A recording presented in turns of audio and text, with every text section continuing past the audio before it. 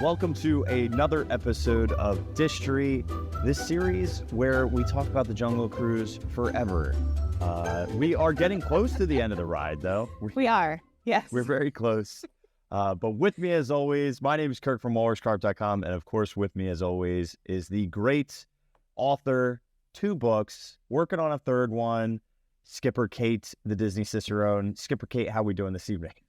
I'm doing great. I swear that intro gets longer every week. No, it just changes, and I don't know what I'm going to put in. I don't even think about it. I just start interjecting extras as we go through. So, yeah. Oh, well, thank you. No, it's been a very exciting week as I published my 2nd book, Where the Fireflies Dance. So it's been really fun to get that out into the world and let people meet the characters, Lucas and Leah.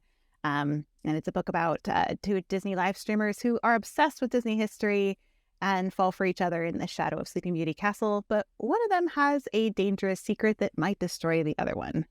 So, so it's available on Amazon now. A lot of people are asking, like, when can they get it? Where can they get it?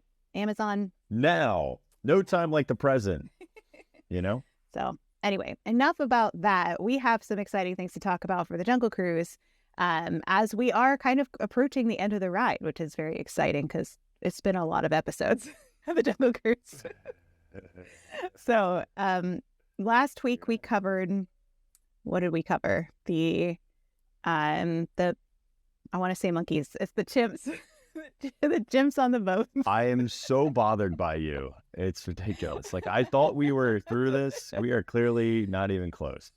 We did talk about the chimps on the boat last week, and went into detail about those scenes that were added. And now we talked about piranha. We talked about the water buffalo and the python scene. And now we are approaching close to the end of the ride, which you would think in our terms is Trader Sam. But before we get to Trader Sam, there was something that used to be there that isn't there anymore. What was that?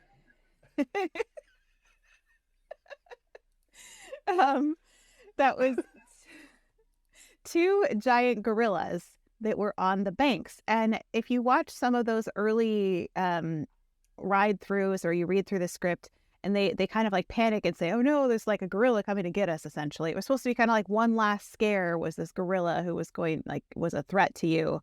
And then you just like narrowly escape the gorilla. There's a lot of like narrow escapes in the original kind of script. There's like the narrow escape of like going into the falls. There's a narrow escape of the tribes. It's like, that's a thing, right? You're always in danger. Mm-hmm. So. You're in Adventureland. It's to be expected. It's true. But these gorillas, they just... So I was on Daveland trying to find the gorilla pictures, and you found quite possibly the most annoying one.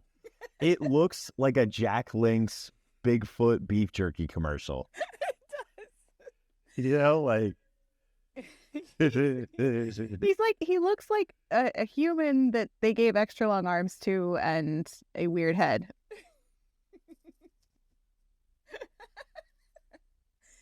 So, yeah, and interesting thing about these gorillas, I've read a couple of places that they use You're so good. They used real animal skin for it. And apparently the ants like to eat that. Like they got to it and like ate away at the fur and the skin. Sorry, it's so gross, but that's what happened. So when they replaced them in 1968 is when they took them out. They were roughly like right before Trader Sam. But they did repurpose one of them for a couple of them for the Matterhorn. Oh, no way. That's cool. Much better looking. Harold.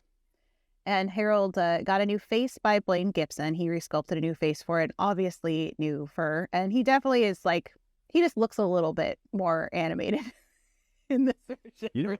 You know what's interesting is that face reminds me so much of, in Everest, Blaine Gibson's sculpted face for Harold reminds me so much of the Everest queue with some of the Bigfoot / Yeti masks and things that you see in the museum area. It's very much like that, rather than what I would consider like a true authentic like animal style. It's almost like it's wearing a kabuki mask, but it's not. Yeah.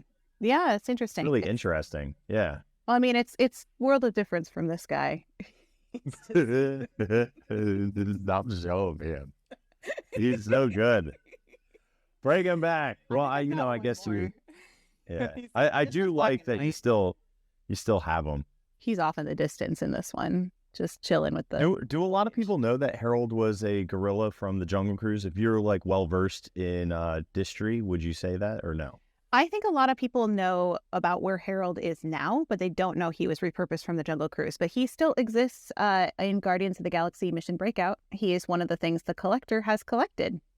If you're looking to board your elevator shaft or whatever they call it there now, that they made it, you can actually see him. He's chilling on a shelf with a whole bunch of other just like random junk. So yeah, Harold's still around. Another dumb question. Don't you still have a Yeti? Though in the Matterhorn, or is there no Yeti? Yeah, they made a new one. So okay, I don't so Harold was replaced.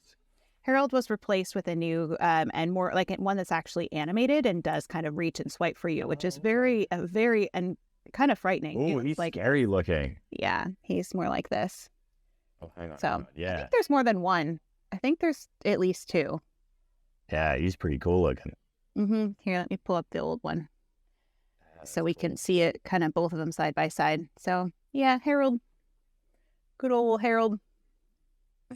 Yeah, this one looks more monstrous and real, like facially with the features than the other one. But cool, nevertheless, I didn't know that. The more you know. That's why I love this show. Yep. So repurposed gorillas. And I think I have one of the jokes for it. Yes, you gave it. Welcome aboard, unwary travelers, and please stay close together. It's safer, and the gorillas won't be able to pull you out of the boat. So they have that kind of in their opening spiel in some of those early scripts, and that's like, and then they kind of end the ride-ish with the gorilla trying to like pull you out of the boat. So that's why we had that. And there is kind of a connection. I know we're going to probably have to do a whole nother episode on the Skipper Canteen, but I do want to mention this is kind of interesting. That they have some Skipper Canteen books that kind of refer to all of this Yeti craziness. They've got one that's scaling the Matterhorn. So you might think like, why is the Matterhorn attached to Jungle Cruise? Well, this is that connection because of the Yeti coming from this early gorilla. They have The Stars Above Us by Quill, which is Star-Lord. So that's the connection of Harold going into Mission Breakout. And then they also have one that's Everest Expedition Search for the Yeti, which obviously like refers to the expedition Everest, but it has this connection through this Yeti to that Yeti and then into the Jungle Cruise. So I just found something because you have me on this Yeti phase. I found a picture of them. The Yeti's actually open. Like you can actually see inside of it. Hang on. Fun. Yeah. It's so crazy. Yeah. Look at this thing. You can actually see inside the Yeti.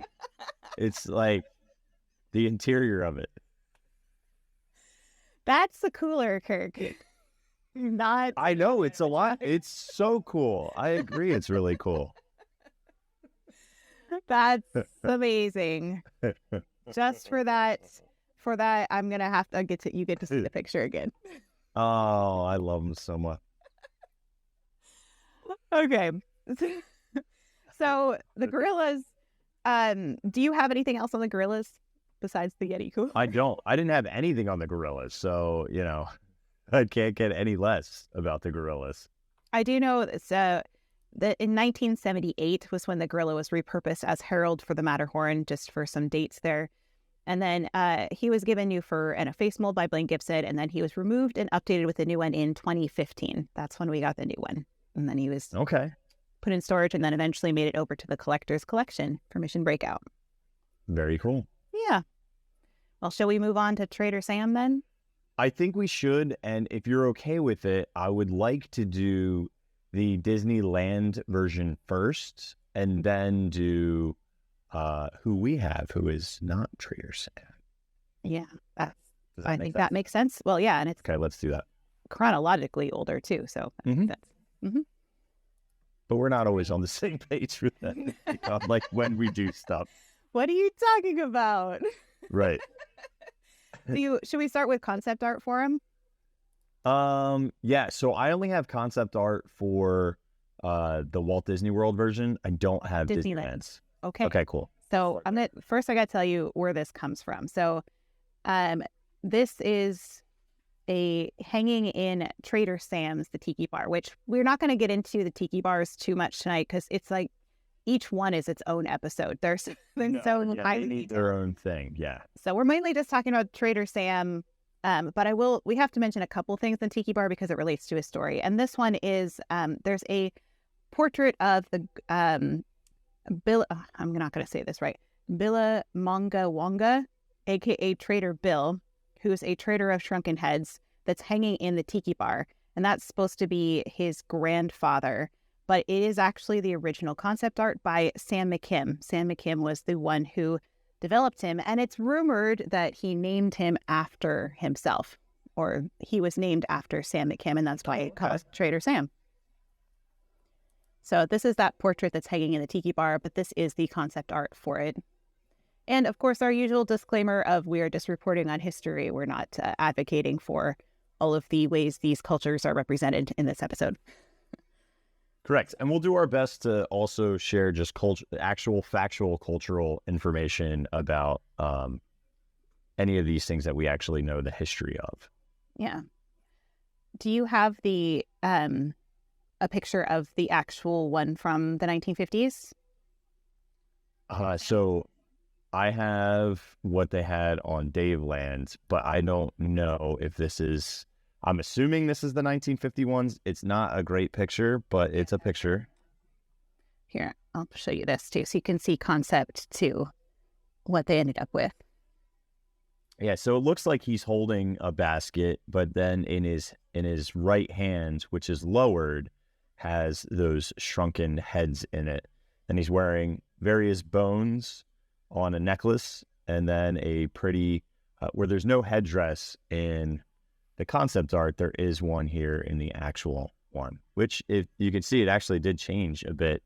This is from 1960s, but. Yeah, and he actually lost it a time or two in some of the pictures, and it could just be they took it off. Or he got a different throughout history. It changed. Yeah, right. So this is 1950, what I have up on my screen, which is actually pretty plain minus the heads and the headdress. Looks like the necklace gets a big upgrade to much larger bones so that it's probably visually easier to see. They also added a bone through the lower part of his nose and added in the basket a lot more visual heads. This is also 1960s. Yeah. And then I think this is all. This is saying, what year do you think this is? This is saying this is from 2006. I don't know when they updated and you actually end up getting this. Yeah. Yeah, look at the mirrored version of the same picture. There we go. Same picture. This is basically how Kate looks at me after every joke.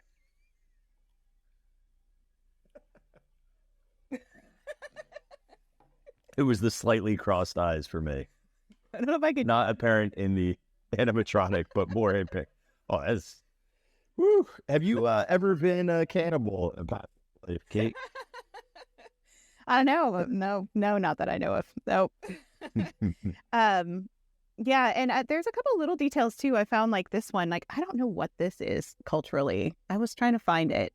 It's like a little doll, like a wooden sculpture that's near him too. And don't you think that kind of looks like his cousin? Yeah, it could. Right. Oh gosh, I didn't even think of that. Do you know what I mean? Maybe it's his cousin. Yeah. Okay, we'll pull that up later when we. I don't know, where is it located. Oh, here it is. Mm-hmm. That's his cousin, dude. It's gotta be. Look at the bulbous bottom top hat. Has to be. I mean, I don't know why on earth there's a giant spike coming out of it, but that has to be for his cousin. Okay. Well, let's come back to that. So the other thing that he has near him, and I didn't see this in the early 1950s, so I'm trying to figure out when this came in, but he has a little elephant named Ellie the elephant. I didn't know the elephant's name was Ellie. How cute is that? Oh, well, I can show you exactly how we know that. My best friend Ellie. I love that. Mm-hmm. So Ellie the elephant.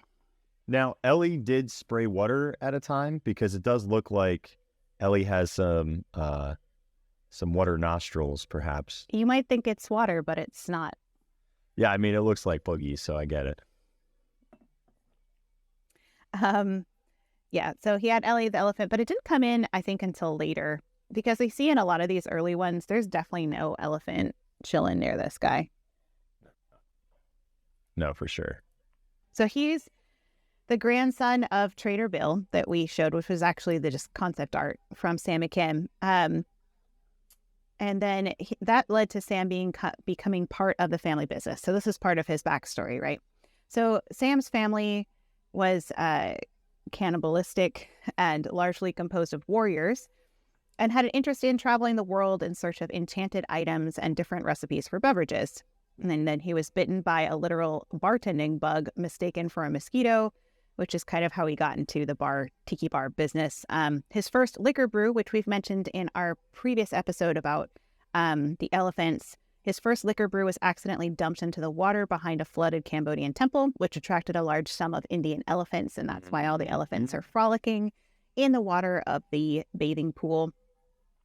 This would be our second attraction that involves audio animatronics and a river of liquor. Splash Mountain and the Jungle Cruise bathing pool. Yeah, that's true. I was like, well, I don't think we've done Splash Mountain on here, but you're right. Yeah. No, we've never done Splash Mountain. For those that, do you want to just cover that for like just 2 seconds? Yeah. So the backstory of Splash Mountain, it's Chickapin Hill. Why is it so splashy? Why is there so much water? Well, the backstory is that the Beaver brothers built a dam. They're the ones that like carved out the little boats with their teeth, like that's why they look like logs.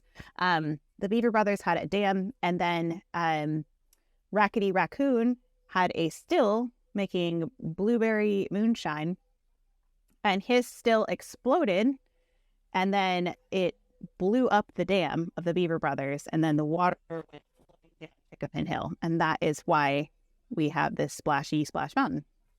So yeah, you're right. It's the second water liquor themed water booze attraction. Mm-hmm. So a little bit more of his backstory. Sam's personal business began booming thanks to the Jungle Navigation Company following 1931, due to the Jungle Navigation Company's president, Alberta Falls, beginning the Jungle Cruise riverboat tours, as it brought many tourists, Hollywood filmmakers, and new businesses to Sam's domain. So he developed a reputation for being the jungle's head salesman and took a pet baby Indian elephant named Ellie. Sam also ran a shop known as Tiki Tropical Imports, which is a very, very well-known store in Adventureland that's been around since 1955, but they just like tied Trader Sam into it. And I did see something, I haven't found a photo of it yet, but supposedly in the 80s and 90s, he had a really colorful tribal mask, but that then was removed in 2005. But I can't seem to find any photos of it. I don't know if you've seen any. Yeah. I have not. I got to dig into my 1980s collection, see if I can find some. But yeah, so that's a little backstory about him. Do you have any more of like the Disneyland version? Nope. I'm ready to go to World. Okay. So ready? Yeah, let's do it. Okay, cool. Hit it, Skip. All right. So here we go. Here's some back to Mark Davis. Remember, we want to make this less authentic and more humorous was the take that Mark was trying to go with it.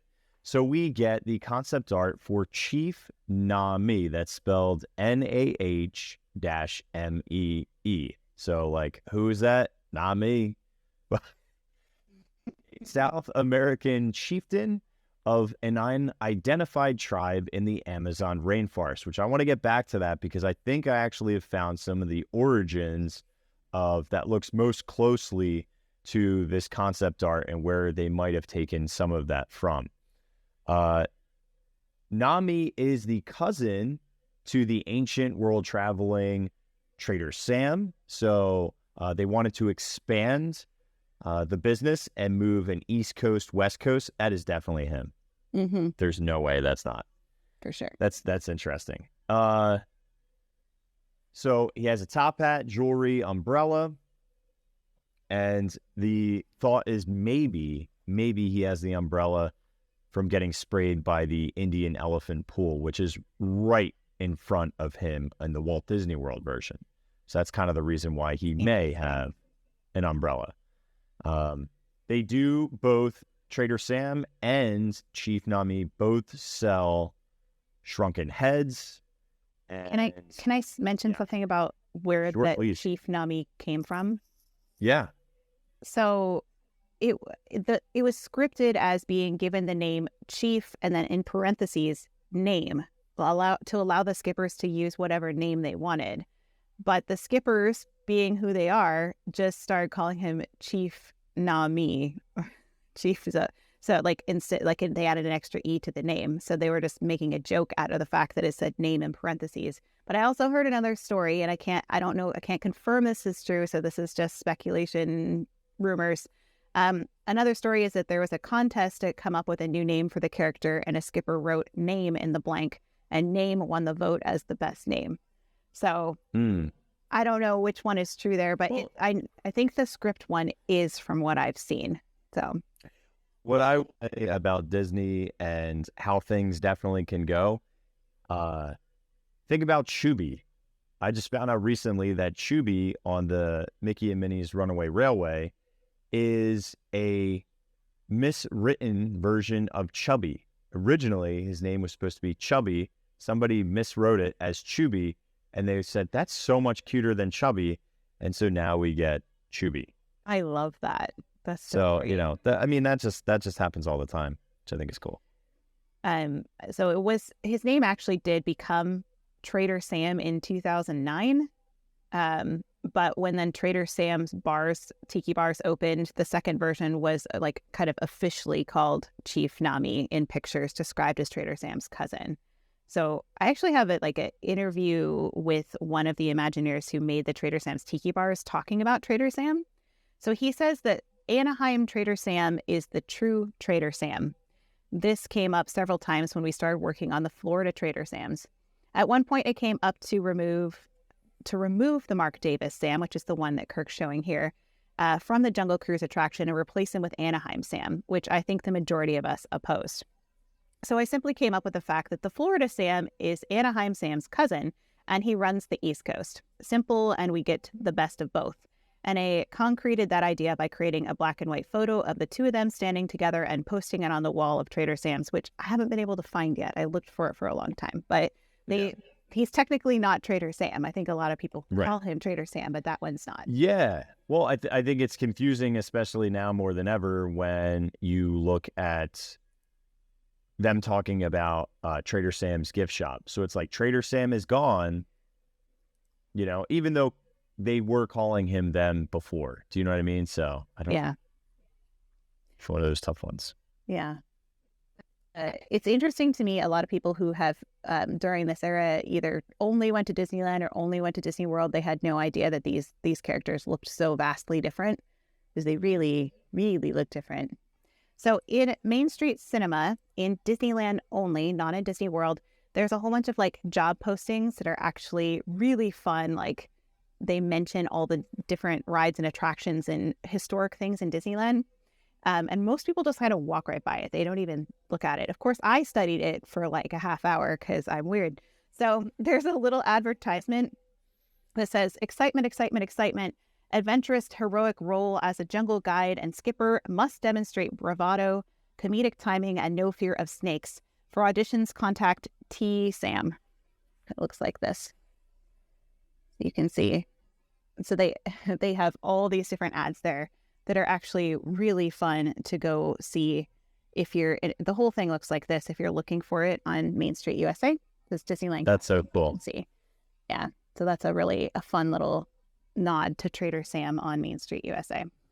I love when they there's all these call outs cross lands to different things in referencing.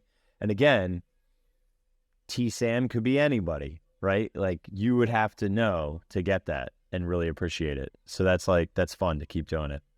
Yeah, there's a lot of little nods to history on that sheet that are I could go all day. I could do a whole Distory episode just on that sheet alone. Maybe I'll have to do a Distorian's Lounge on it sometime because it's fun. But yeah, so there's that, and there are some books in the Skipper Canteen as well, which I won't go all the things, but a lot of them have the pen name of TS, and it stands for Trader Sam. So I won't give all of those away, but if you're looking for something that says TS, it's probably Trader Sam in the Skipper Canteen. Okay. Yeah. It's true. I mean, I don't know that. I got nothing to add. I just agree. It's agreeing with you because it's true. Okay, Trader Sam. I want to go back to. Do you have a Mark Davis that you can pull up? Yeah, like the concept art or the character? Yeah, concept art. Okay. So I want to take from the concept art and take us to, like, how did Mark get to this point? So let me zoom back in here. There we go. Double Sam. So one of the things, no, double not me. So one of the things that Mark had just animated to was Peter Pan, and a character. I don't know if this one actually has a name, but they are eerily similar. Umbrella, similar body shape, and a top hat. So kind of unique in the sense there's just too many similarities. Do you know what I mean? And then I actually found this is from an Amazonian tribe in Peru. This is the Javaro Indians. So very similar in terms of coloration, this tribe. However, one of the big things with the cultural misrepresentation, there were many, many tribes all across the world, and it's not just specific to South America or to Africa. Asian countries, European countries, American, North American areas and territories have taken place in like headhunting. However, the Javaros never were in cannibalism or headhunting. That wasn't a part of their tribe at all. Some other things that are interesting is the umbrella. This is from the African Queen. Connection. Come That's on. cool. I got you, dude. I got you. I'm picking up the slack. You had a lot going on. So yeah. Yeah. Dude, it's not very often that I get like stuff that you don't know. So I'm always very happy when that happens, because it's just like, because like you're brilliant, and so it's like, all right, I got it, like something. Well, thanks. So is it Rose Sayer was her name? Yeah. Rose Sayer. The other thing that they say, and I don't know if this is true or not. Let me see if I can find a quick picture of him.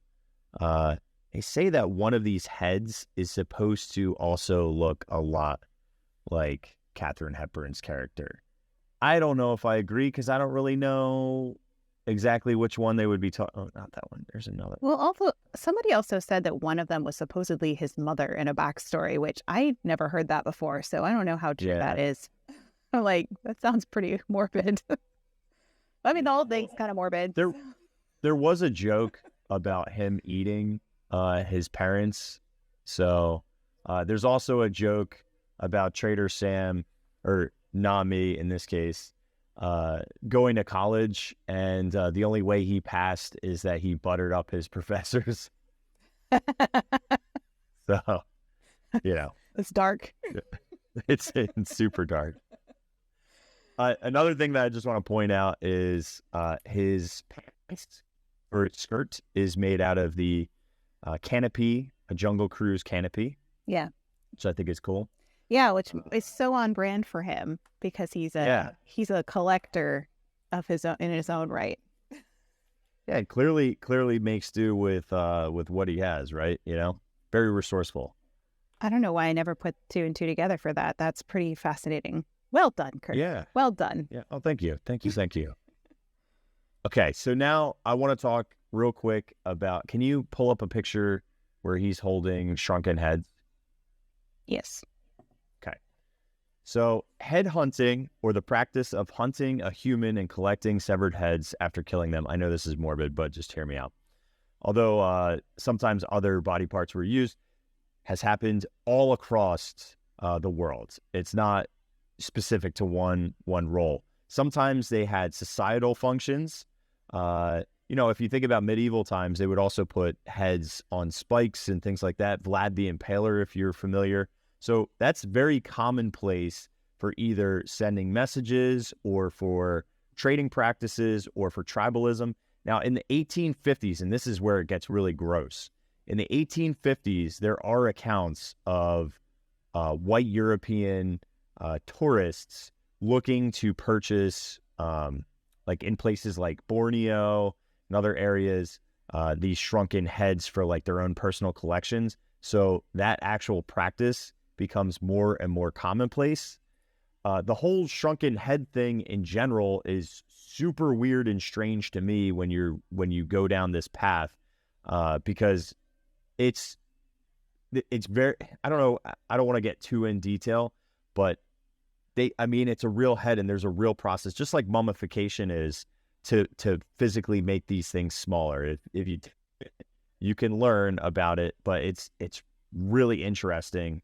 And some of the cultural significances of shrunken heads, particularly of one tribe, was that it was to make humans have the ability to survive after death, also to have a vision or a power that protects you from a violent death, or a vengeful spirit, so somebody who would come after you in an afterlife, which I think is just interesting. But this practice of shrinking heads is all over the place. And they used to actually stuff the heads with this stuff called red seeds. And they're really, really poisonous. I'm not really sure why they use that as like almost like matting.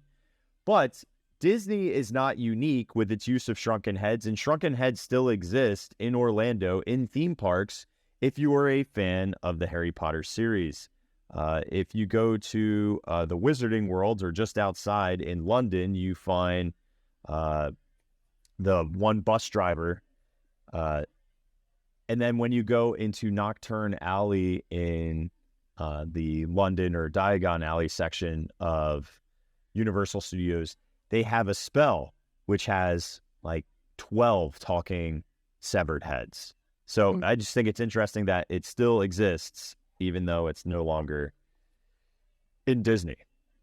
Yeah, I think that the big controversy here was the misrepresentation of those particular, tribal people being cannibals and things, which they weren't historically. So that was just inaccurate. The other thing is, in the famous book Moby Dick by Herman Melville, there's a character called Queequeg who works on the whaling ship, the Pequod, and he was a cannibal who was also worked as a harpooner on the ship. And in the 1956 film adaptation of that,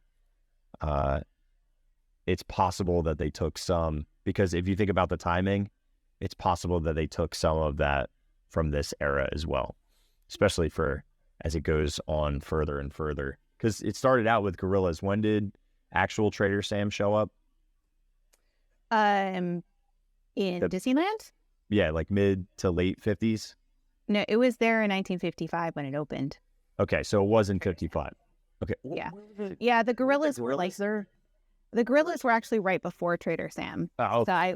They just were. So, okay, it wasn't like they got replaced. Gotcha. No. Yeah. Okay. Our friend Conductor Jackson in my chat saying we still have a shrunken head in Adventureland here in California, and it's a doctor one next to Bengal Barbecue. Oh, interesting. I think I might have seen that. I don't think I have a picture of it handy, but I do have totally random, but there is a time period where they use this afterwards, which I think it's strange after just being removed from the attraction for cultural reasons. They in the animated series, and this is from I love that series.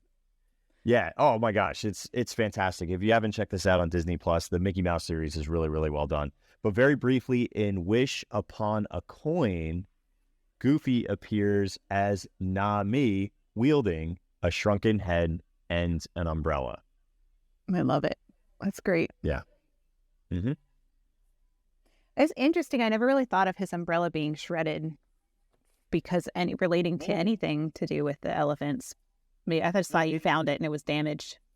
Yeah, it's not shredded at first, though. If you look at his first iterations, it's pretty intact, and it doesn't get like destroyed and dismantled until later on. Like hang on. Yeah, like this one is not nearly as shredded. Maybe they just let it kind of disintegrate as the years went on. Right. Mm-hmm. And then, I don't know, did you ever get a version that was like this, or this was just Nami was only in Walt Disney World? No, Nami was only in Walt Disney World. So I don't know when, but when did they have? So we have Tokyo. We have an elephant. This is Tokyo. Okay. Tokyo. Mm-hmm. Interesting. So you're getting an elephant. We don't know the name of this elephant, but instead of heads, bananas. I mean, it could be Ellie too. You know, maybe they moved Ellie over there. I know. Although I do like this banana that's on top of. They call it Ellie. I think in Disneyland they outright call it Ellie. I don't know if they do in Disney World. Have they called it Ellie there at all? I don't know. We'll have to tell our friend Ellie that she is officially an elephant. I'm sure she'll love that. Oh, well, you know, I have learned through my travels that when you tell your friends that they look like elephants or trash, it always goes well. I've learned that. You guys don't know, Kate was Disney bounding as Dumbo, and I said, wow, you look like the Dumbo trash cans. And I meant that in a nice way. Like you said you look like trash. Okay. I did not say that. I did not. I said you look like the Dumbo trash cans. And you said you think I look like a Dumbo elephant trash. You made it like so elongated, and it was not how it was. Anyway. I was like, great. I look like trash. And you got compliments all day, so you know that's not true. I love that outfit, though. That skirt's one of my favorites. That one and your Winnie the Pooh always crush. Yeah. Thank you. Well, yeah, so I don't have that much more about Trader Sam, the person, except for like all of his tiki bar stuff, which we just can't get into. I will say that it's almost like he has this like magically long life where he travels throughout the eras. Like, is he immortal? Like, we don't really know. He has like all these things where he's met members of the Adventurers Club, Indiana Jones, Captain Jack Sparrow, Ned Land of 20,000 Leagues Under the Sea, the Swiss Family Robinson. He has connections with like all of this Society of Explorers and Adventurers people. It's just like he's everywhere and nowhere. He's just out forever. He lives on and on. He never. So I am going to go into one of the bars, but in this frame it says Trader Sam's cousin, Nami, on opening day of our East Coast franchise. And handwritten on this picture of Nami says, thanks for helping me get ahead, Sam. I love that. Oh, okay. Here's the Shrunken Ned is what it's called. And this is the one Jackson just posted for us in our Discord. But yeah, that one's in Adventureland. You're right. I remember seeing that one. It's for... He kind of looks like the hunter from Jumanji. Yeah, the sign is covered up. It's Colonel Nedley something, doctor of something, but his head shrink of the jungle. So you can get a personal diagnosis and a souvenir prescription card by inserting coins below. So that makes sense that he's a shrink, you know? So, yeah. Thank you, Jackson, for sharing that for us. I do have one more thing. During Christmas time, when we get our Jingle Cruise, you would get an overlay with Trader Sam, and it would say, "Get a head start on your holiday shopping with Trader Samta. Hurry soon, inventory is shrinking." And there would be pineapples and garlands, and yeah, it was really fun. Gosh, They put like a beard on them. Yeah. That's so fun. Yeah. Although look at his umbrella, not beat up in that picture. Yeah, maybe they swap it out. If he needs a better one for the winter months. Nicer umbrella. It's funny because in the winter months, it doesn't rain at all here in Florida. Zero. Interesting. It's the weirdest thing ever. It's zero in the winter, and then hurricane season just started for us right now in June, and it goes all the way through October. So it's like crazy. So we're like the opposite because we get no rain at all the entire summer, but we get rain all winter. So like reversed. It's very weird. So shall we move on then to Trader Sam's gift shop? Are you ready to move on? I would love to do that. Okay. I'm going to clean up some of my pictures so I get them back in order. So let's talk a little bit about where the idea for this gift shop came from. We all know that this came in with the new cultural sensitivity time, all the changes that happened in 2021. But the idea from this actually did come from our good friend, Kevin Lively, because he was working on he was a cast member at the Tarzan Treehouse, and he used to imagine a story where the skippers would turn jungle navigation companies lost and found into a gift shop. So it'd like all the things the tourists would like drop into the water and lose, they would turn it into a gift shop. So Kevin Lively was the one that did this. And I actually have this fabulous photo that I found of Kevin Lively as a skipper. There's actually a lot of pictures of Kevin as a skipper. I know, he's around. But that's our Imagineering friend, Kevin Lively, who's helped us out. He was integral to opening Tokyo too. Yeah, he's done a lot.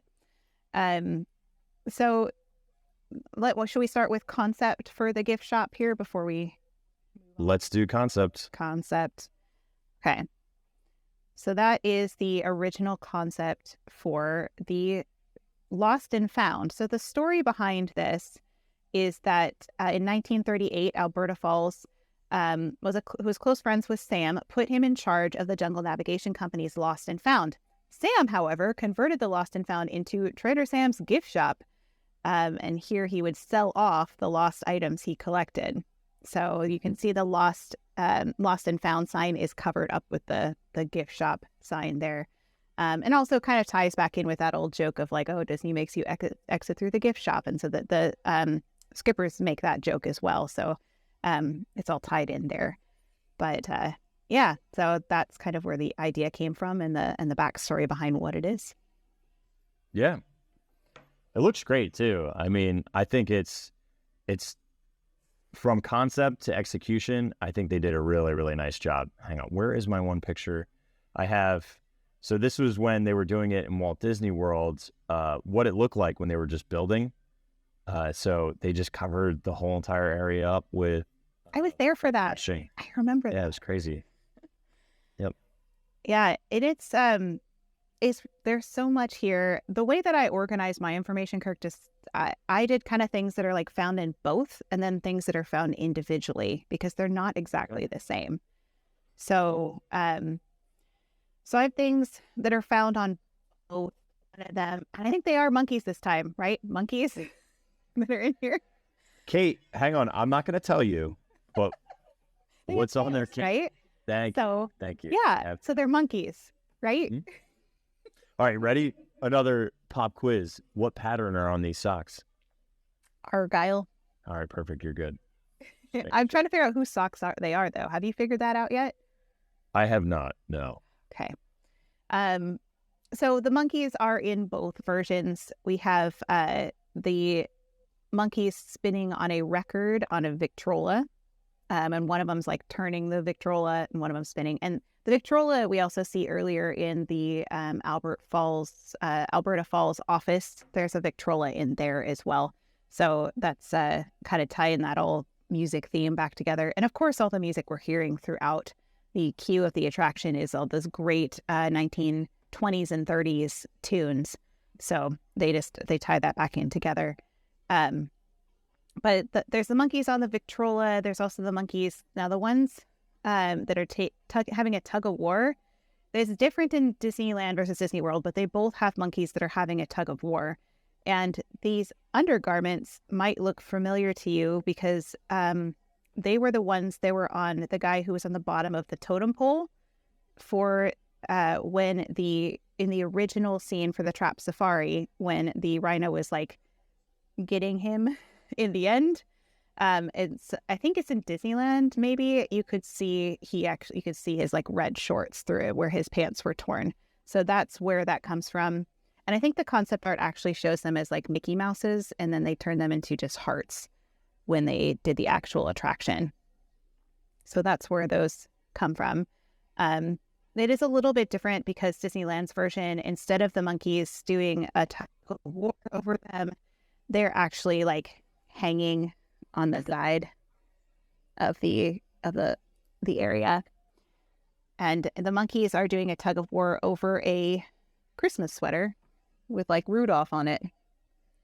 So that's a little bit different in Disneyland versus Disney World. But interestingly enough, there's a little bit of controversy about the fact that there's these two monkeys tugging over these underpants, that it was possibly copied from Jurassic Park ride in Universal Studios, where there's two, I'm not going to say this dinosaur's name right, two Compsognathus.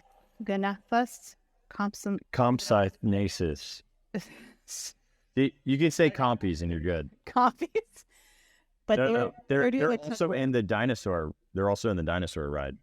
So they're tugging over a hat in Universal Studios, and they were there first before Disneyland. But I mean, it's kind of like two animals tugging over something is not like such a bizarre concept that I think they outright copied it necessarily. There's just speculation that like, oh, that's kind of where that comes from. Dude, I don't know. We're on this earth together. Everything has already been done. So what are we talking about here? Like, honestly, when you really think like, oh, they really stole that one. Like, yeah, I don't think they stole it. It's a similar concept. I think that's all it is, really. And it's funny, and it still is funny. Yeah. There's a lot of things that are in both. Both of them have their own version of like butterfly cages, but Disney World's is a big red one, whereas Disneyland is a small wooden one that's just kind of wood colored, which you can see in this one. Up at the top, you can see the little butterfly cages. I didn't notice that. Mm-hmm. There's I spent like an hour surveying these photos. So I spent a lot of time. So in Disney World, you can see down here at the bottom, it's got a bigger red one that's at the bottom. So they both have those as a tie back into the Lost Safari. And that's Dr. Kan Chonosuke, who is the entomologist. We have nets and floats and like all those kinds of things, just like scene fillers. But we do have also the elephant, which we talked about in Disneyland is Ellie. Do you want to talk about what it is in Disney World? Well, I can say that it might be named Ellie, but what I can tell you, people, I went down a little bit of a rabbit hole and probably spent too much time on this elephant. I have heard many times, and even on tours, that this is a repurposed Little Red from Kilimanjaro safaris. I am not convinced. I actually don't think it's even close. And the reason why is if you look at the sheer size of this elephant versus Little Red is huge. This is a truck. Look at its giant head and okay, but look at mine. Mine's littler. Okay. It's still, I don't think it's it. I still don't think it's it. The reason why is we had an elephant. Well, you know what? Maybe that's the Tokyo version, had an elephant next to it. But they made one for Tokyo, so why wouldn't they just do one for here? I think it's I think it's far-fetched. Well, my information that I found on it was that it was set in the backstage area at Disney's Animal Kingdom when it was removed in 2012 when they changed the storyline of Kilimanjaro safaris. And then in spring 2020, it was removed from the backstage area in Animal Kingdom and then prepared to be added to the Jungle Cruise. So I think that I don't actually know what that one is because I haven't seen that one. Is this a little? This is the same one. This is the same one, but the canopy's up. But it looks different if you look at this one. Maybe it's a different truck. It's a different truck, I think. Yeah. Maybe your truck is a lot smaller there. Because in this truck, he looks tiny. I don't know. That's interesting. It's obscure. You got to remember, this thing would be closed like it is there with just the flaps open. But you're right. Different truck. And yeah, I feel like it's bigger. Maybe it's not, but it looks bigger. Everything that I have found confirms that story that is Little Red from Kilimanjaro Safaris. But different though. I mean, it could. But I mean, they repurpose. They resculpt. Oh yeah, it's not like they don't. Yeah. Oh my gosh. Yes. Totally agree with you. It's plausible. I just think that it's too big.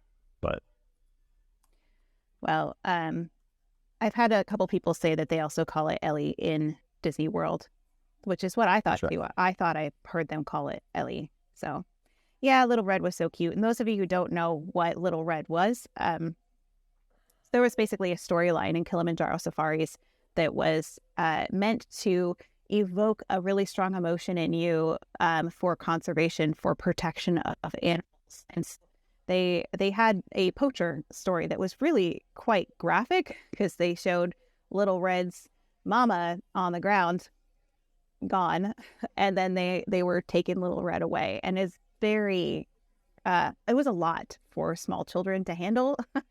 It did absolutely evoke emotions and of conservation and whatnot, but people were also really upset because it was very upsetting to see animals portrayed that way. So they removed the poaching storyline, although you can still see little bits and pieces of it around. Like if you're in the queue, you can see this is the preview, Big Red and her calf, Little Red. That's still hanging up in the queue. I have to see it's such a weird thing to say. I have to see with the gate down how big this elephant actually is, because the head structure just looks so much bigger than the other one. I think the ears are making it look really big because they're out to the side versus down. So that could be part of it too. If anything, I feel like it looks a lot like Ellie in Disneyland. Like, to me, I would make an argument that Ellie in Disneyland, can you pull up one from Disney World? Do you have one handy? From the ride? Yeah. Hang on. I have a better one than this. To me, these elephants look way more similar than Red. So I feel like they maybe just took a mold or duplicated the one that's in Disneyland, and then actually, and there was one that was next to Trader Sam in Tokyo, which would make more sense because which is the same one they used in Disneyland. They just copied it. Yeah, and Kevin Lively was in Tokyo at the time. Do you know what I'm saying here? Yeah, I could see that. I'm with you. I'm with you with the suspicion, because I think you could be right. I think it's a great story and it's really cute, and we want to think that still exists, but I just don't agree with it. Here's the Tokyo one. Like, it's too eerily similar to what we finally have in Walt Disney World, right? Yeah. So this is Tokyo. This one's Disneyland. Let me see if I can find. Are you ready? Wait. Oh. This is ready. Oops, sorry. And of course, my image sizes are huge. But they look very, very similar. So Walt Disney World is on my screen. Wrinkly, tiny elephant. Right side is Kate's, and then I got to zoom in again on this guy. But they look, I don't know. I think it's more, the elephant looks so much more like Tokyo than it does Little Red. And granted, they would have completely redone the exterior of that mold, but I just feel like the sizes are different. So I'm not convinced until Kevin tells me, yo, dude, you got to give it up. It was Little Red. Then I'll go, okay, you're right. I'm out. Okay, you've at least convinced me to go back in the suspicious, because I think, if anything, the same mold was used for Disneyland and Disney World and Tokyo. I feel like those three are so similar. They're all the same. They look identical to me. Yeah. It's too weird to go from Little Red, which I think has a sizing discrepancy, to this elephant that's in Tokyo Land and World. Yeah. No, I'd agree with that. What I do. This is what I did for a long time, like too long. Comparing elephants. Yeah, I mean, it's, I put it this way: I'll never forget my research on elephant.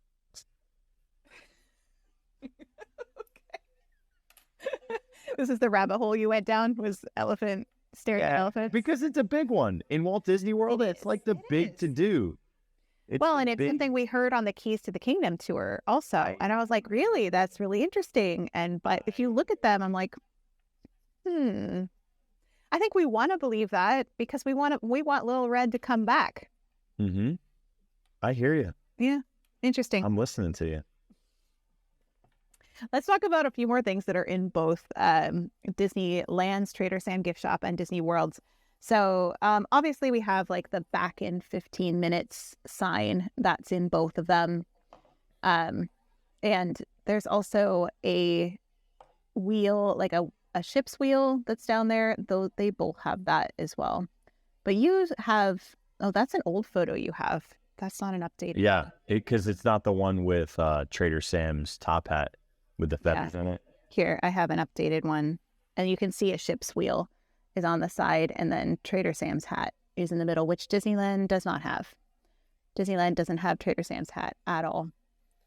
Well, your Trader Sam never had that style hat, so that's Chief. It was Chief Nami's hat. Yeah. Mm-hmm. You know? Yeah, which you can see kind of a better picture of it here with a lot of flair and feathers. Mm-hmm. Do you have, so you can see our ship's wheel. Do you have a hidden Mickey in yours over here because these, with the floats, coincidentally, in the Polynesian, these glass floats are up above when they rethemed that lobby section with Maui in the center and got rid of the waterfall. They have a hidden Mickey out of that too, and you do not have that. No, we do have the glass floats, but down at the bottom mostly. Which we do have a handful of them on the bottom as well. Now, they both have these little stoves. Both exist in both versions, but yours is on the right side for Disney World and Disneyland is on the left. So Disneyland, you're going to love this, Kirk. Disneyland has a little pot below it that has some piranha in it. Oh, piranha! The little piranha that they're cooking up for dinner. Yeah. So, yeah. So yeah, but you know what? Yours doesn't have this really famous band OAR, so you don't have that. Let me take a look at anything that's similar, and then we can go to a lot more of the differences. The wood stove, the cage, the monkeys. I think that's mostly it.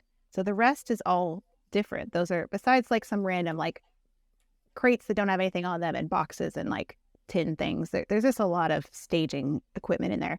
But so let's talk about some things that are different there. Do you want to point out some of the things you have in Disney World? Do you guys have the safari hat, those British pith hats? Do you have these? Because we have a ton.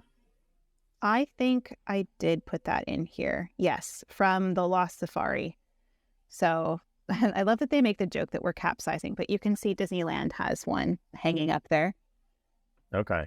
On the side. But there's a whole bunch of random hats. I think Disney World has more hats, though, from what I was We do, which makes it more, I think, a better joke with the capsizing. If you don't know the joke, it goes Trader Sam and all the skippers here are excellent at capsizing. So if you need to find a hat. Kevin Lively is in our chat. Hi, welcome, Kevin. He says, Kevin, an orangutan with a typewriter. Oh, that would have been fun. Kevin, please, can you put this nail in the coffin of, is this Little Red or not? We think it looks... In Disney World. In Walt Disney World. We think it looks like so much like the Tokyo version as well as the Disneyland version. I feel like there might be shape and size differences, so I'm still speculating, is that Little Red or not? Because we've heard from sources that it is. I just don't believe it unless you... He says nope. What? What a great... This is... Oh my gosh. What a great... Debated about that for a while. Little Red was an African elephant. Okay. Little Red was an African elephant, so they're a different kind of elephant. That makes sense. We were just looking at all of the ones from Disneyland, Disney World, and Tokyo, and they all look really similar.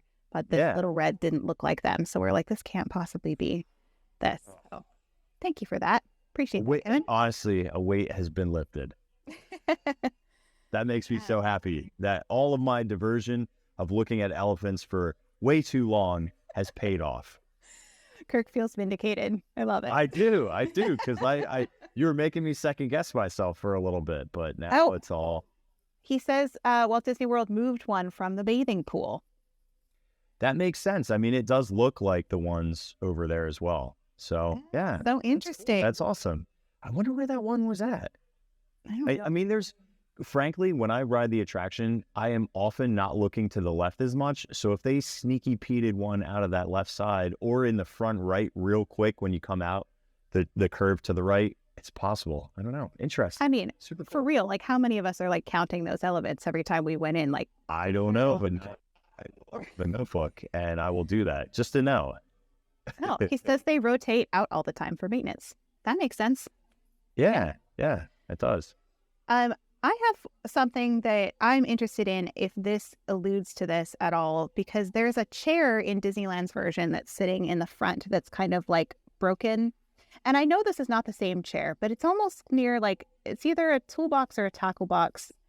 Kevin says you'll never see all the elephants at once. That makes sense.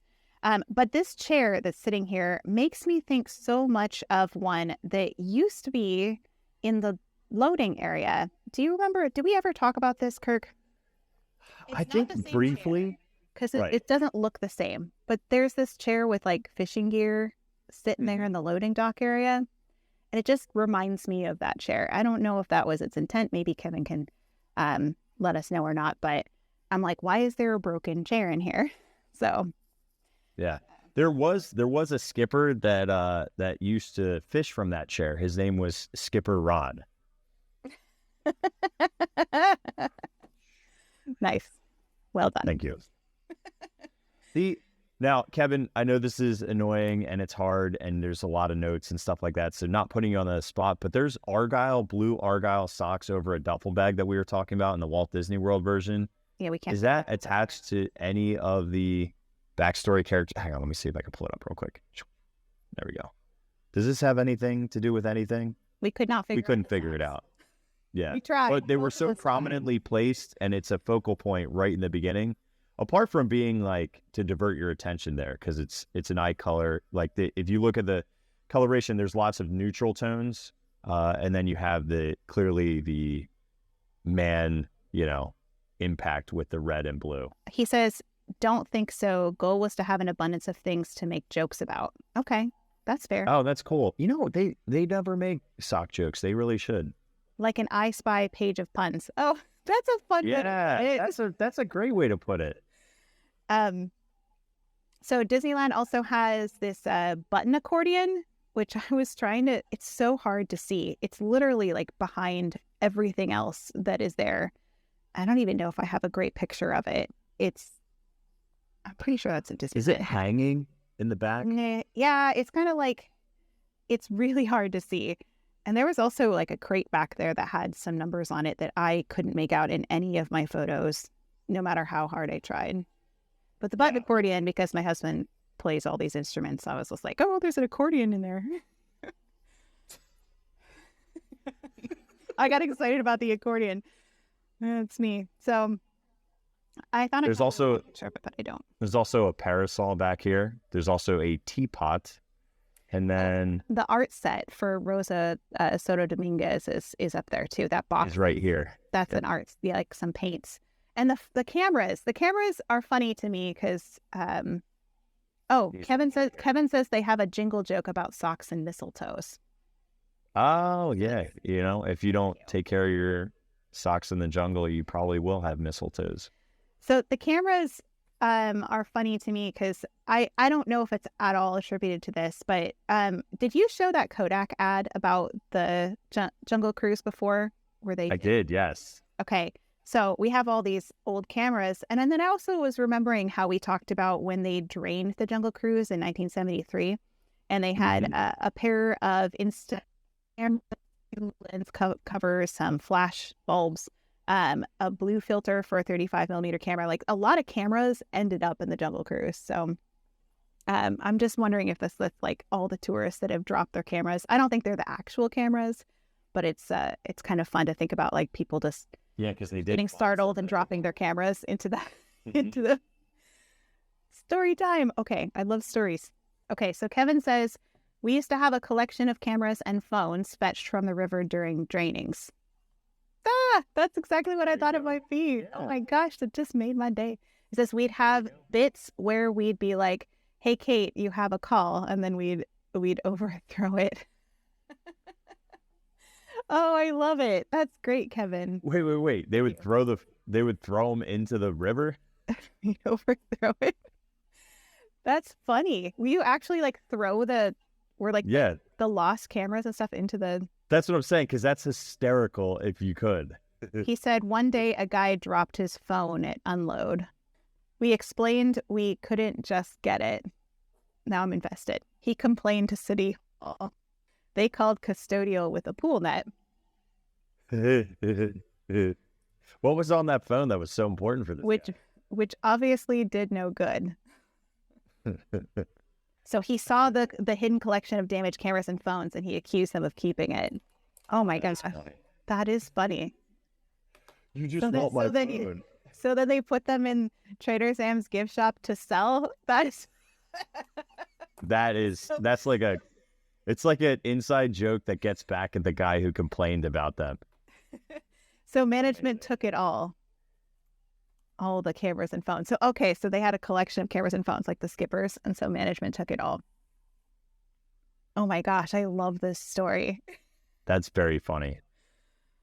Oh, I love it. Thank you, Kevin. That's great. Yeah, thank you for sharing. There is a elephant, and it's got a chest with jewelry on it, but the elephant reminds me a lot of Lucy the elephant, which you can find in the boardwalk, which actually existed in New Jersey as a hotel and a tourist attraction, but very similar. But also just, it's an elephant. Like Penny the elephant that's in Tropical Imports, which Trader Sam runs. I just noticed that the bird that's in your queue is located in your gift shop on the upper right. Oh, yeah, I'm going to get to that. Kevin says, but Trader Sam's gift shop is actually based on a short story I wrote when I was a skipper, which I actually mentioned that a few minutes ago, Kevin. And we actually found a really great picture of you from back in the day that we were wanting everybody. Oh, God, this is like a yearbook. But yes. No, that's great. I love that you wrote a short story and now it lives on in the attraction forever. How wonderful is that? That's so great. Yeah, let's talk about the bird because I actually just made a post about this today. Okay. It's a Tokyo publicity shot. Okay, thank you. All right, so this bird might look familiar to you because we've talked about it before.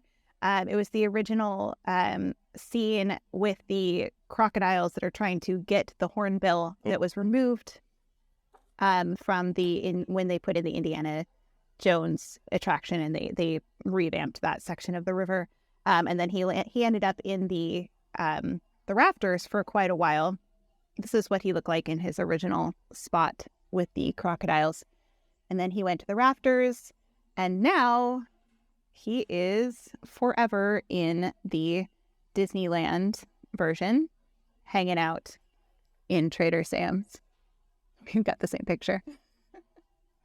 I think ours is slightly different angles because you can see your birds pointed. Well, I took this one, so probably. Your bird framing needs some work. It's hard when you're on the boat. But if you remember, this is the hornbill that didn't have the right bird call because they didn't have the technology in the 1970s to actually have a hornbill in their collection of sounds. So they just made him have other sounds. Easier to maintain there. That makes sense, Kevin. Thank you. All right, so we have the bird that's in Disneyland. That's a difference. You pointed out the parasol. I have the button accordion. We have an old fishing basket, which also makes me think more like that chair might be alludes to that in some way or another. But like, I don't know how many people remember that fishing chair. Kate, I will tell you 0. I do, because I'm a nerd. Okay. Correction, 1. So what? You remembered it, right? Yeah, I remembered it. Okay, 2 of us. Yeah, 2 of us.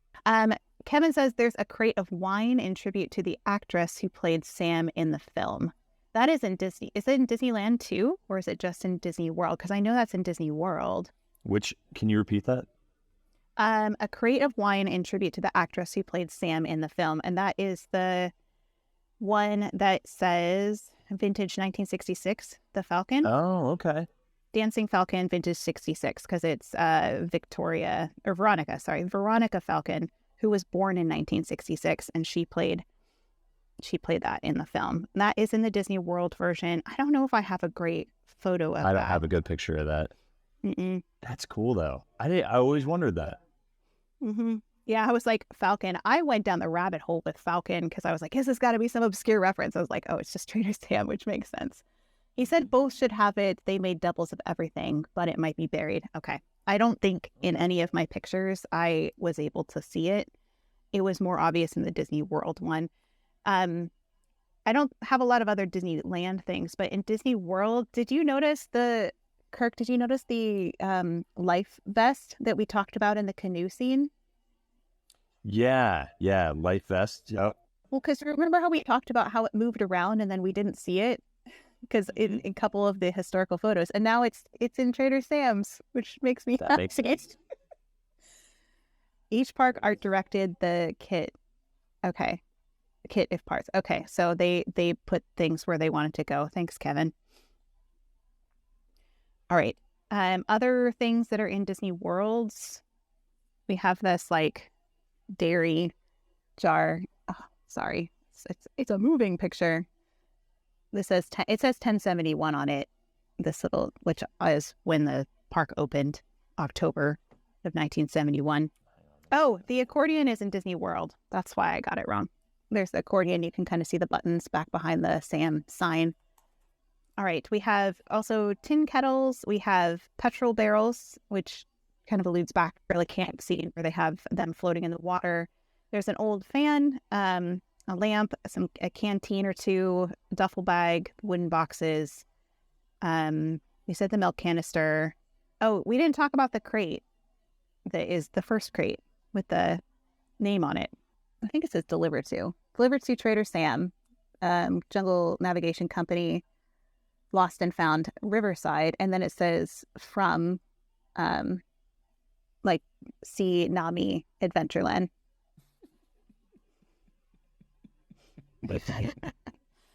So, and this one's a really great place to show the paddle. This is one of my favorite little features. So we have the lost paddle there, which if you were with us many episodes ago when we talked about this. Well, we were in the queue 17 episodes ago. We talked about the lost paddle that used to be when you first entered in the queue. It was in the like cage that was on the left-hand side. And now it is hanging up in the gift shop, which I just love. I love the storytelling of it. All right. Oh, did you do the Safari Sioux Snake Farm? Did you look that up? I did not, no. So you went, you know what? Like, listen, we all have our proficiencies and you are the goddess of crates. So goddess of crates and barrels. Really are. I love me a good crate. You all know that. So Safari Sioux Snake Farm, Safari Sue was a character from the Adventure Training. It's referenced that she was selling cobra eggs to Bengal Barbecue, which was on a shipping board, which was, I think, pre the 2021 changes. And the backstory is like she was active around 1935-36, but by 1938, the Jungle Navigation Company lost a shipment of hers, and it wound up in their lost and found, and subsequently turned into a gift shop by Trader Sam. So, oh, good, you have that. So, this is the board that I think is long gone now, but you could see Safari Sue and Bengal Barbecue. And also Tropical Influence is on there too. Safari Sue was named after Sue Bryan. Thanks, Kevin. So I didn't have that in my notes. Are you writing notes? Are you writing notes right now? I'm 100% writing notes. Yeah, so do you have anything other to add to? No, but I just noticed on here, first of all, great joke with shipments, fedoras, and then I like how content's fragile. It doesn't even say what it is, just says fragile. And then rare juju. Yeah. Cambodian shrine. And to Westward Ho Trading Company. So it's interesting. I'm trying to figure out where that sign was, because it references both Disneyland and Disney World, right? Because Westward Ho, that's a Disney World. Bengal Barbecue is a Disneyland. I mean, did they have it in? This is on a queue, and there's like wire mesh behind it, you know? So that could be I honestly think it could be, if it was in Walt Disney World, it would have been in the front, you know? Kevin says, thank you. Proud of ship mints. The mint shaped like mints. I feel like somebody's... Oh, Westward Ho is a Disneyland pin shop. You're right, Kevin. I forgot about that. I always think of it as like the food place in Disney World. But yeah, pin shop. Our little shaped food like kiosk. Well, isn't that... like ships. Is that where, in that pin shop, did they sell the jujus, like the trading ones, that you could go and collect? I'm trying to remember. Yeah, adventure training that at Disneyland. Yeah. Definitely wish I could have done. That would have been so much fun in Disneyland, collected all of those. I don't know if they were there. I didn't go in that shop much for many years, so I wouldn't know. Yeah, the board was in Tropical Imports. Okay, thank you. That makes sense. I was like, I don't know where this board was, as I hadn't seen it in any of our ones. And it says, 1 juju was redeemed in Westward Ho. Okay, that makes sense. Oh, cool. Thank you, Kevin. That's awesome. So much great information. Yeah, this is just me digesting. It's like not even... Kevin, just host the show, dude. You got this. You think it was the elephant? Okay. So elephant could have been redeemed as a juju in Westward Ho. I did also hear, and I haven't seen it, that there was a cowboy boot with a snake crawling out of it somewhere in one of these that was supposed to reference like the Toy Story films. Like there's a snake in my boot, but I haven't seen it. So it doesn't mean it's not there. I just haven't seen it. There's the elephant juju. Gosh, now I want to like get into all of the Trader Sam tiki bars, because there's so many things that are tied to all of that. Not going to go there today, because we would be here all night if we were going to talk about Trader Sam's tonight. Very true. Oh, we didn't talk about the monkeys taking a picture. We should mention okay, that. Yeah, sure.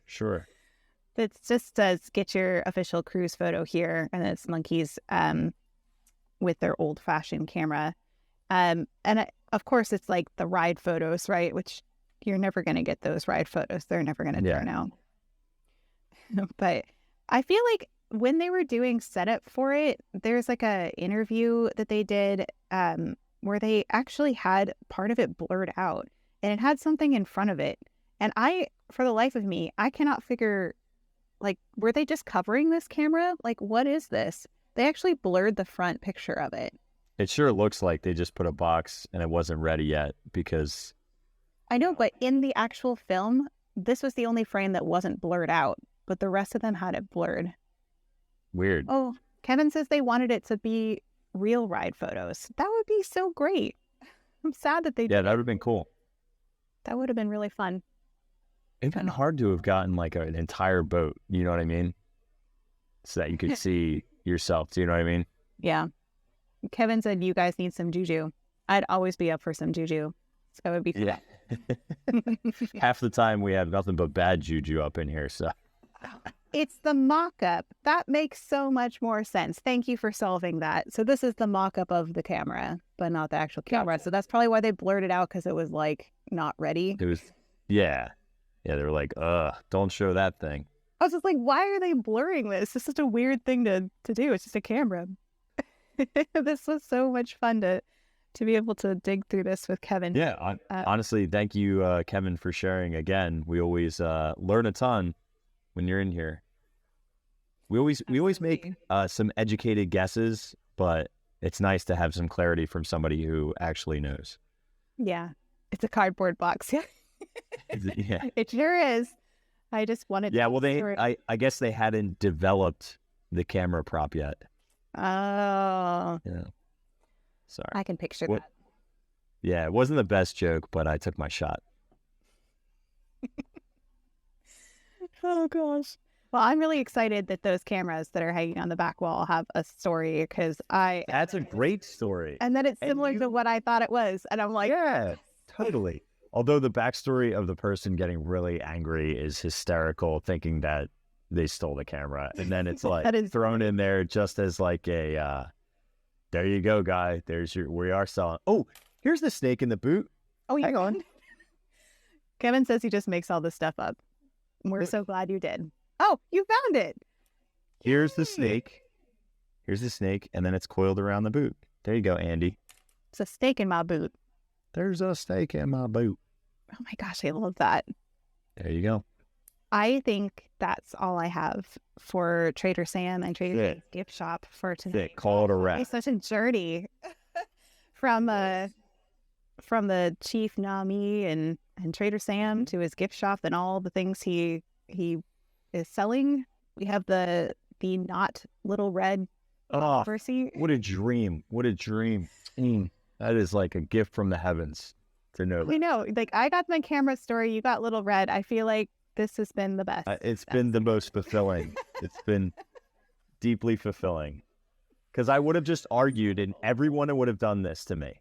They would have said, just listen to Kate. She knows more than you. And I'd go, well, I don't believe it. And I would look like a maniac. But now, who's the maniac? Well, I did agree with you that it didn't look right eventually. So I think we were on. I think, you know what it was? It was Tokyo. It was all Tokyo tied us together. As it does. He says, last sighting of Little Red was at D23 Expo when we play tested Adventure Trading Company. Okay. Oh, that's interesting. Well, this has been such a wonderful episode, and exactly what I needed after this this kind of super wonderful but long week launching a new book. Yeah. So I appreciate hanging out with you, Kirk, and all of you guys, and especially thank you, Kevin, for all of the wonderful answers to our questions and for sharing stories and details. Yeah. I'm so grateful for that. So thank you. Kevin Lively in the house, Imagineer, teaching us, confirming stories. Epic. Thank you so much. Everybody give him a round of applause in the chat, because we are very, very grateful for all the things Kevin has done. No, it's okay, Kevin. I know that you're busy, so thank you for that's awesome. That's awesome.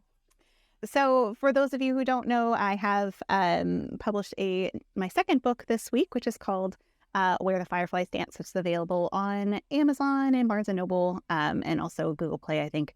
But this one is all about, it's a novel that's a romantic suspense that's set in the Disney parks, starring Disney live streamers who are obsessed with history.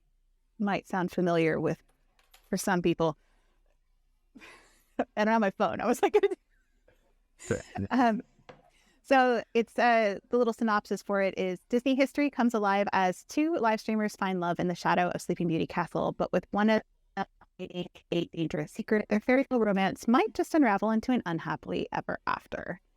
And it stars two characters that are called Leah Me to the Magic and Luca Disnerd. And I did do some readings yesterday of it, so I won't bore you with all of the details. But it is.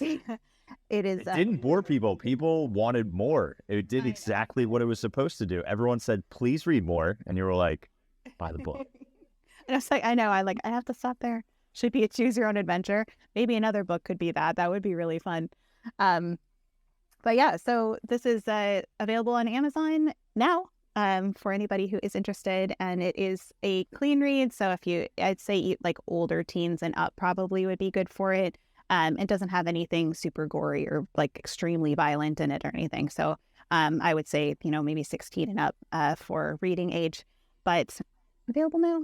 And it is inspired by our Pocket Fam community here. And some of you all even gave me names for some of the online community that pop up in the book. So thank you for contributing to that. That was really fun to have you guys actually get to give input into the book. And if you'd like to do that for the next one, the next book, make sure you're in our Walrus Carp Pocket Fan Discord. There's a link in our bios for that. And I have a book talk channel on there where I can share with you information about the books and also ask for your input. My first book, someone's asking about my first book. I just so happen to have it here. This one's called A Glimpse of the Magic, Finding Ourselves in the Disney Story. And it's a series this is a nonfiction. So this is a series of like essays and writings and poems that are about how we experience the Disney parks and what the impact it has on our lives. So, so I've got fiction, nonfiction. I'm going to run out of hands when I publish my next book. So Kevin says my books just teach shapes and animals. Those are quality books too. It's a Small World Shapes. Disney Parks presents It's a Small World Shapes, and Disney Parks presents Jungle Cruise Animals. Oh, that's fun. By Kevin Lively. So, oh my gosh, I love that. Skipperkevin.com. Where's that one go to? It's like a treasure hunt. Yeah. Oh, this is cool. Look at all this other stuff. He's got a shrunken head keychain. Oh my goodness. Oh, he's got merch. Yeah. Okay. Kevin, how did we not know you had merch? Like, he's got a zombie piranha. That's amazing. Kirk loves and is obsessed with piranha. I am so obsessed with piranha in Disneyland and so bummed that Walt Disney World barely has any. Look, a little Adopt a Hippo hand carved. All right. Well, Kevin, we will definitely share all of this on our Discord with our Disney community. Oh my gosh, that's so cute. I want that sticker for my water bottle. That is cool. That is amazing. I love it. Sorry, Kevin, we just went on a rabbit hole with all your stuff, but they're very cool. Kevin says he has those hippos in the boathouses. So like the Disney World, Disneyland, like we could own something that is also in the boathouses. Might have to do that. Cool. Look, and you can adopt a hippo. It's only $45. Dude, Kevin. I want to adopt a hippo. Mm-hmm. Carved one for each. For each boathouse. Oh my goodness. That's amazing. Okay. Well, we all know what I'll be asking for 4th of July. It was like my birthday's too far away. I might be asking for Chomps the zombie piranha. Too fun. Thank you, everyone, for listening to yet another episode of Distory with Kate the Disney Cicerone and me, Kirk, from Walrus Carp. I appreciate you guys so much. And next week, we will be diving into probably Unload and then maybe another area. And then we're pretty much off the attraction. We need to hit Skipper Canteen, and we need to hit both of the bars, Trader Sam's Grotto, and it's Enchanted Tiki Bar. Yeah. So we're not, I mean, I can really, we're down, I can count on fingers now how many episodes we have left, and it's probably in the ballpark of probably 3. I think we can do it in 3. I think we can do maybe 4, depending on how long we go on the books for Skipper Canteen. But yeah. Yeah. I think it's, we could keep it under 20, or we keep it at 20. We might 20 or 21 episodes for this series. Where are we at now? What number? 17, I think. I don't know. I'd have to look it up. That's amazing. Yeah. It's fun. And I think it's crazy that we went longer on this one than we did Haunted Mansion. So it tells me we need to go back and do more Haunted Mansion sometime. Yeah, we will. We'll go back. We will. Yeah. We always do. We're due for Pirates too at some point, but that'll be another long series. Oh, gosh. I can't handle another 20. Like I need short ones again. Like, remember when I said, like, let's do Pinocchio Village House, and that ended up being like 7? Like, so yeah, we need a couple of one episode one and dones.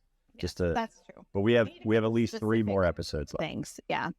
That would be I think if we do Unload, Skipper Canteen, and then maybe a little bit of Skipper Canteen, and then both of the tiki bars, and then I think we're outie. We done. Yeah, I think you're right. Well, yeah, this has been super fun to get to chat with Kevin Lively and the rest of our wonderful crew here. Thank you, Distorians, for joining us for this episode. And we look forward to exiting the Jungle Cruise next week and moving on to some other Adventureland things. So thank you, everybody, for being with us.